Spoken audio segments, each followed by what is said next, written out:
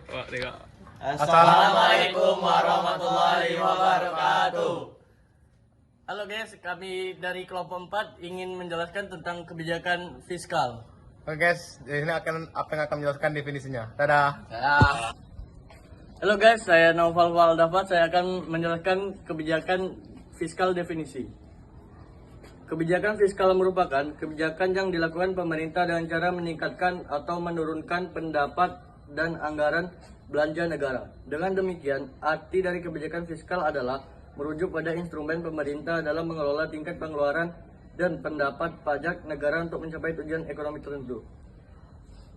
Berikut penjelasan dari definisi kebijakan fiskal. Terima kasih.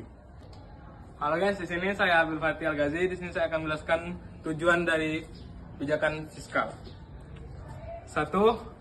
Mendorong lalu investasi baik di sektor negara atau swasta.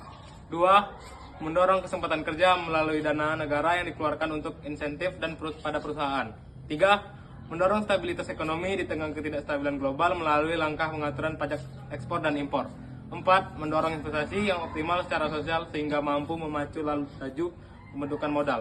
Dan yang terakhir 5. Mendorong terjadinya distribusi pendapatan nasional sehingga pembangunan ekonomi di satu negara dapat merata. Sekian dari saya. Halo guys, saya Muhammad Fatih Rizky. Saya akan menjelaskan jenis dan contoh dari kebijakan fiskal. Yang pertama, kebijakan fiskal fungsional. Kebijakan fiskal fungsional merupakan kebijakan yang diberlakukan untuk meningkatkan kualitas makro. Contoh dari kebijakan fiskal fungsional bisa dilihat dari pemberian biaya siswa kuliah. Dan yang kedua, kebijakan fiskal disengaja. Kebijakan fiskal disengaja merupakan kebijakan yang dilakukan dengan melakukan manipulasi pada anggaran negara. Contoh dari kebijakan fiskal disengaja bisa dilihat dari alokasi APBN. Dan yang terakhir, kebijakan fiskal tidak disengaja. Kebijakan satu ini merupakan penetapan atau keputusan guna melindungi stabilitas ekonomi pada sektor non-pemerintahan.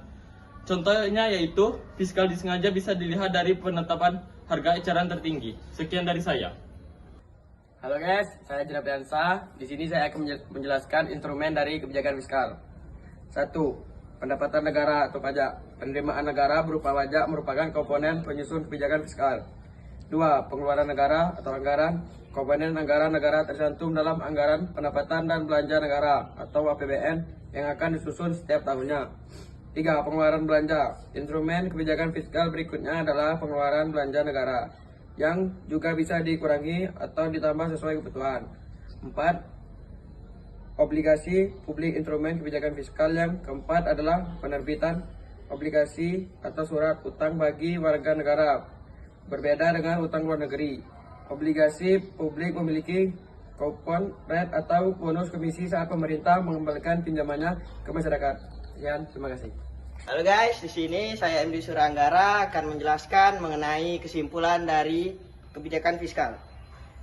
Nah, setelah memahami seputar kebijakan fiskal hingga perbedaannya dengan kebijakan moneter, mari kita lihat kembali kebijakan fiskal merupakan kebijakan ekonomi yang mengatur seluruh penerimaan dan pengeluaran negara supaya terciptanya kestabilan ekonomi.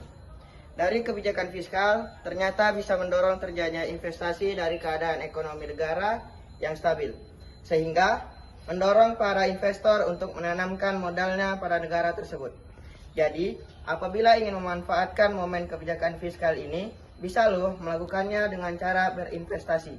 Salah satu metode investasi yang pada masa kini sedang banyak digandrungi ialah investasi dengan metode equity crowdfunding. Equity crowdfunding adalah skema perdanaan untuk bisnis kecil dengan cara jutaan dari masyarakat luas untuk mendanai UMKM. Dengan melalui equity crowdfunding, bisa menjadi salah satu pemilik saham bisnis potensial yang menguntungkan dan bisa didanai. Kalian bisa memperoleh keuntungan dari metode investasi equity crowdfunding ini, di mana akan menerima return dividen dari proyek bisnis yang telah remet danai. Selain memperoleh keuntungan, kamu juga akan berperan langsung dalam menambah penerimaan negara yang bisa digunakan untuk keberlangsungan pembangunan. Sekian dari saya, terima kasih. Halo guys, jadi itu penjelasan tentang kelompok kami tentang mengenai kebijakan fiskal. Dan semoga Ibu suka dengan video kami. Kami akhiri, wassalamualaikum warahmatullahi wabarakatuh.